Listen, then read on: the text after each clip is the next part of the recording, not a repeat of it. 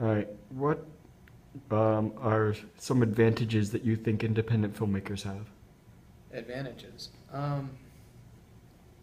I think definitely there's the advantage of not having this kind of studio or producer or kind of these people that kind of lean over you to kind of force some sort of product out of you. There's this freedom in being able to control your art and work with people that all want to have complete control over what art they're producing, and you can have a lot of like creative ideas that come out of that way.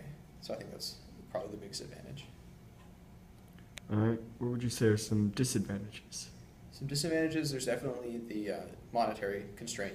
Financing films is in our reality kind of the biggest thing that sits over a lot of people is how you're going to pay for this, how are you going to pay for advertising, actors, producers, directors, just equipment, sets, all this sort of thing.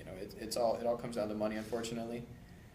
Um, and I think also just it depends on what you want to achieve with it, but a lot of times people probably want their films to achieve something. So making an independent film, you're not always guaranteed success with it. You're not guaranteed to have a huge audience to see it, which might not be what you're going for, but there are probably people that want their film to reach a large number of people that it never really does.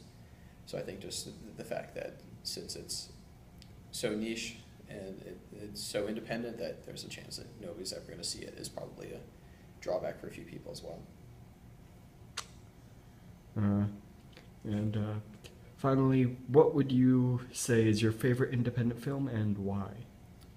My favorite independent film.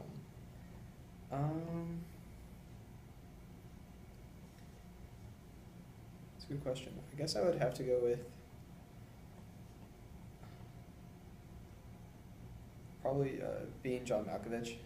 It's I watched it for the for an independent class I took previously, and it's just a really quirky, strange film, but it also has some pretty interesting ideas it engages with,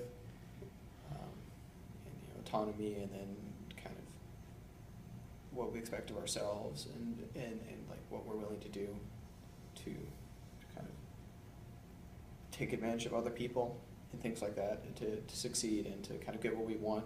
And there's a whole host of other like deeper ideas that it engages with, and at the same time, it's just kind of an interesting story that's so strange and so unique that you don't really forget it.